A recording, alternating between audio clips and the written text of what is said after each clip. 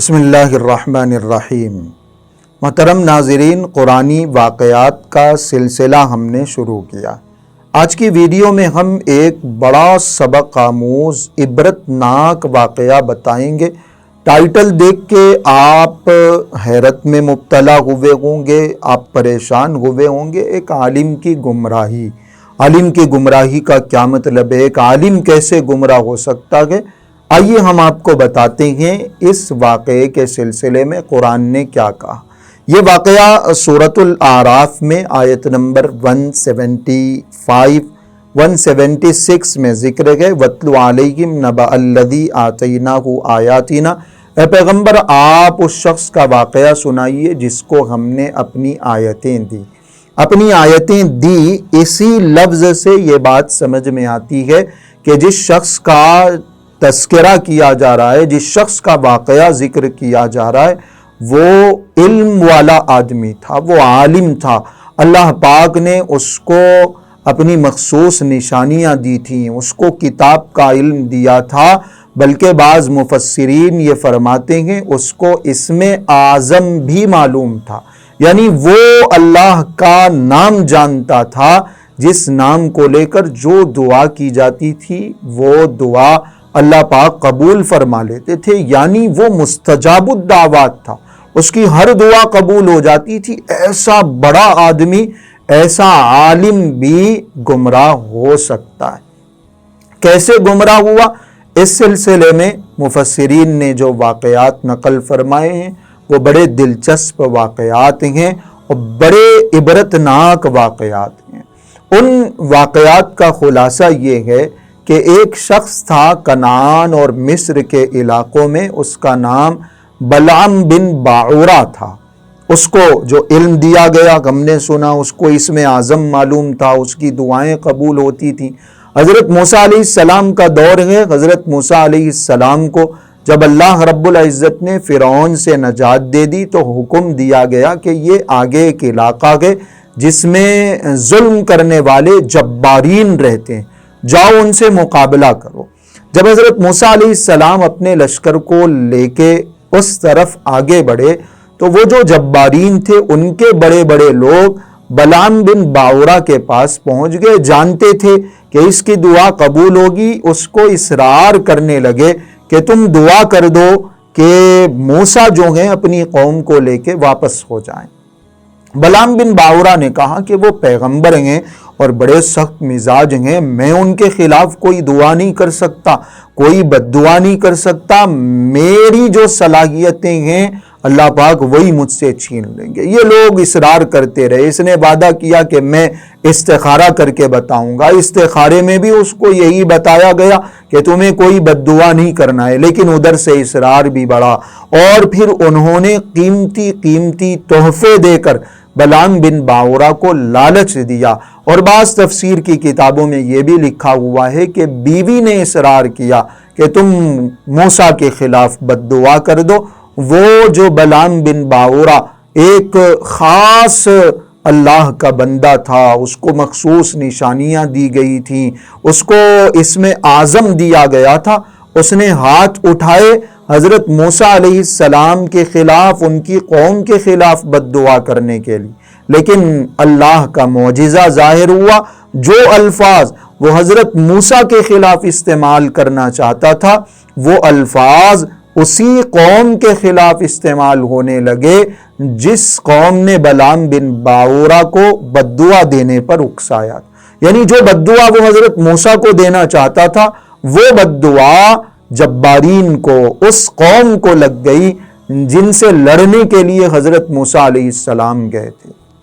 یہ لوگ پریشان ہو گئے، کہنے لگے کہ ہم تمہیں لالچ دے رہے ہیں، ہم تم سے گزارش کر رہے ہیں کہ تم موسیٰ کے خلاف بد دعا کرو، تم ہمارے خلاف بد دعا کر رہے ہو۔ بلعام بن باعورہ نے کہا میری زبان میرے اختیار میں نہیں ہے، یہ الفاظ خود بخود نکل رہے ہیں، یہ جو بد دعا ہونی تھی وہ بد دعا تو ہو گئی، لیکن چونکہ پیغمبر کے خلاف، اللہ کے ایک نبی کے خلاف بد دعا دی گئی، اس لیے عذاب کے طور پر، عبرت کے طور پر اللہ رب العزت نے اس کی زبان اس کے منہ سے باہر نکال دی۔ لوگوں نے یہ منظر دیکھا کہ وہ زبان اس کے سینے تک نیچے آ گئی اور لٹکنے لگی۔ اب یہ تو مردود ہو گیا، اس کو تو دھتکار دیا گیا، اس کی گمراہی کو لوگوں کے سامنے ظاہر کر دیا گیا۔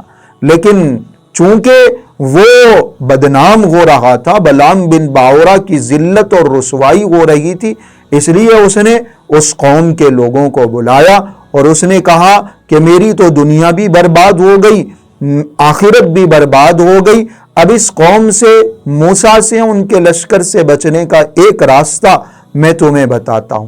تم اپنی قوم کی نوجوان لڑکیوں کو اس لشکر کے پاس بھیج دو اور یہ کہہ کے بھیجو، یہ آزادی دے کے بھیجو کہ اس قوم کے لوگ، موسیٰ کے لشکر کے لوگ جو سلوک ان کے ساتھ کرنا چاہیں وہ کرنے دیں۔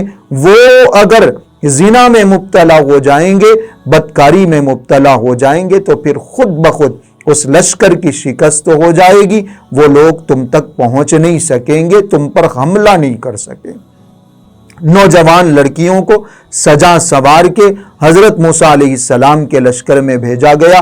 شمعون بن یعقوب ایک بڑا آدمی تھا، وہ زنا میں مبتلا ہو گیا، وہ بدکاری میں مبتلا ہو گیا، اور بھی دوسرے کچھ اسرائیلی ایسے تھے جنہوں نے اس جرم کا ارتکاب کیا، بدکاری کی، زنا کیا، جس کے نتیجے میں اللہ رب العزت نے بنی اسرائیل پر حضرت موسیٰ علیہ السلام کے ہوتے ہوئے ان کی قوم پر عذاب نازل فرمایا، طاعون کی بیماری ان کے اوپر مسلط کی، اور تفسیر کی کتابوں میں لکھا ہوا ہے کہ 70,000 اسرائیلی اس وبا کی وجہ سے ہلاک ہوئے۔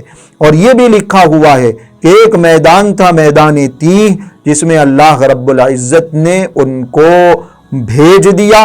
اس میدان میں وہ سالوں تک بھٹکتے رہ گئے، نہ آگے بڑھ سکے، نہ پیچھے آ سکے، نہ کسی پر حملہ کر سکے، نہ اس سے نکل سکے۔ ایک زنا، بدکاری کے نتیجے میں ایسی سزا ان کو بھگتنی پڑی، ایسے عذاب کا ان کو سامنا کرنا پڑا۔ یہ جو بلعام بن باورہ تھا، اس کے اوپر بھی جو عذاب آنا تھا، عذاب آیا، وہ جو زبان اس کی لٹک رہی تھی، دنیا میں اس کی رسوائی کا ذریعہ بنا، اور آخرت میں بھی اللہ رب العزت نے اس کے لیے عذاب تیار کر کے رکھا ہوا ہے۔ وہ خود کہتا تھا کہ میری تو آخرت بھی تباہ و برباد ہو گئی۔ بعض تفسیر کی کتابوں میں لکھا ہوا ہے کہ حضرت موسیٰ علیہ السلام نے اس موقع پر دعا فرمائی کہ اس کے بد دعا کے نتیجے میں، چونکہ یہ جو قوم ہے یہ زنا میں مبتلا ہوئی، ہم ایک اللہ کے احکام کو، اللہ کے دین کو آگے نہیں بڑھا سکے، اس نے پیغمبر کے خلاف بد دعا کی، اس لیے حضرت موسیٰ علیہ السلام کی دعا پر اس کی وہ جو قبولیت تھی دعا کی، وہ ختم کر دی گئی۔ اس کی جو صلاحیت تھی، جو دی گئی نعمتیں تھیں، وہ نعمتیں بھی اللہ رب العزت نے سلب کر لی۔ اس کے اندر اب وہ خصوصیت ہی نہیں رہی، وہ ایک خاص آدمی سے بالکل عام بلکہ ذلیل و رسوا بن گیا۔ دنیا میں ہی اس کو اس انجام کا سامنا کرنا پڑا۔ اور یہ بلعام بن باورہ کا واقعہ ہے، ایک خاص بندے سے ایک عام بلکہ ذلیل و رسوا ہونے تک، ایک عالم سے ایک بڑے آدمی سے گمراہ ہونے تک کا یہ سفر ہے جو قرآن کریم میں ذکر کیا گیا ہے۔ بڑا عبرتناک واقعہ ہے، ہم سب کے لیے اس واقعے میں عبرتیں ہیں، نصیحتیں ہیں۔ سب سے بڑی عبرت، سب سے بڑا سبق یہ ہے کہ ہدایت اور ایمان کی فکر ہمیشہ کرنی چاہیے۔ اللہ نے ہمیں ایمان والا بنایا، اللہ نے ہمیں ہدایت عطا فرمائی ہے، تو ہم بے فکر ہو کے نہیں بیٹھ سکتے، ہم مطمئن ہو کے نہیں بیٹھ سکتے۔ ہمیں ہمیشہ اپنے ایمان کو بچانے کی فکر کرنی ہے، ہمیں ہمیشہ کوشش کرتے رہنا ہے کہ ہم ہدایت پر جمیں، ہدایت اور ایمان کے ساتھ اس زندگی سے جائیں، ورنہ ایک معمولی سی ہماری غلطی ہمیں ہدایت سے محروم کر سکتی ہے، ایمان سے محروم کر سکتی ہے۔ قرآن کریم میں اس لیے سکھلایا گیا، دعا بتلائی گئی، ربنا لا تزغ قلوبنا بعد اذ ہدیتنا وہب لنا من لدنک رحمہ، اے ہمارے پروردگار، آپ ہدایت سے ہمیں سرفراز فرمانے کے بعد ہمارے دلوں کو ٹیڑھے پن میں، کجی میں، گمراہی میں مبتلا نہ کر دیجیے۔ ہدایت مل گئی ہے، ایمان مل گیا ہے تو یہ بڑے کمال کی بات، لیکن اس سے بڑا کمال یہ ہے کہ ہم اس ایمان کی حفاظت کریں، اس ہدایت پر مستقل استقامت کے ساتھ جمے رہنے کی کوشش کریں۔ یہ پہلا سبق ہے۔ اور دوسرا سبق ہے اولیاء سے دشمنی۔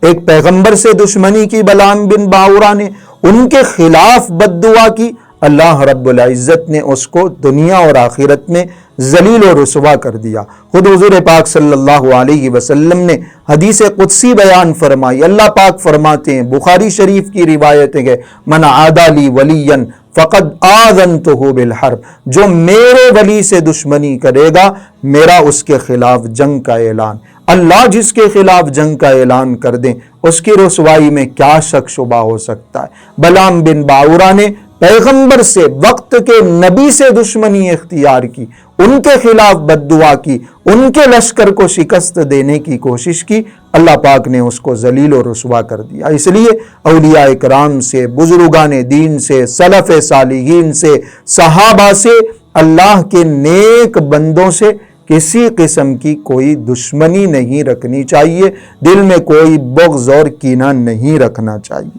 اور جو تیسرا سبق ہے وہ ہے نعمت کی ناقدری کا انجام۔ اگر ہم دی ہوئی نعمتوں کی ناقدری کریں گے، اللہ پاک کی طرف سے دی گئی صلاحیتوں کا غلط استعمال کریں گے تو پھر وہ صلاحیتیں، وہ نعمتیں ہم سے چھین لی جائیں گی۔ اس کو، بلعام بن باورہ کو ایک بہت شاندار صلاحیت دی گئی تھی، علم دیا گیا تھا، اس کو اسم اعظم دیا گیا تھا، دعاؤں کی قبولیت دی گئی تھی، لیکن اس نے اس نعمت کی ناقدری کی، اللہ پاک نے وہ نعمت اس سے چھین لی، اس کو ذلیل و رسوا کر دیا۔ تو اس لیے جو نعمتیں اللہ پاک کی ہمیں ملی ہوئی ہیں، جو صلاحیتیں ملی ہوئی ہیں، جو بھی اللہ نے دیا ہے، اس کی قدر کرنا، اس کا شکریہ ادا کرنا اور ان نعمتوں کا صحیح استعمال کرنا، یہ بھی اس واقعے کا بڑا اہم سبق ہے۔ اور چوتھا آخری سبق جو ہے وہ ہے زنا کا انجام۔ زنا ایک ایسا گناہ ہے، ایسی بڑی برائی ہے کہ اللہ پاک نے حضرت موسیٰ علیہ السلام کی موجودگی کے باوجود حضرت موسیٰ کی قوم کو، اس پورے لشکر کو عذاب میں مبتلا کر دیا۔